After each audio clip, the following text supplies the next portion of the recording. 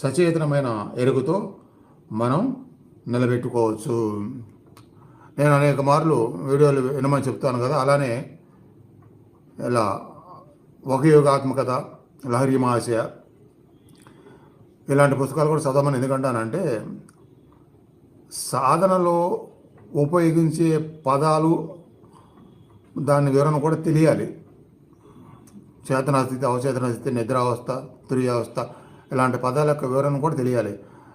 నేను చెప్పాను, తీరికలుగా తెలుసుకోవడం అంత కష్టమేం కాదు. కేవలం ఇష్టపడి మనసు పెట్టి దృష్టి పెట్టి ఆ థియరీని ఎవరైనా మొత్తం తెలుసుకోవచ్చు. అవసరం కూడా, అంటే సాధనలో మనం ఏ సాధన చేస్తున్నామో ఆ సాధనకు అనుబంధం అయిన వరకు అవసరం. సాధనకి అనుబంధం లేని మరీ ఐరాణ పడి ప్రతిరోజు గంటలు వింటూనో చదువుతూనో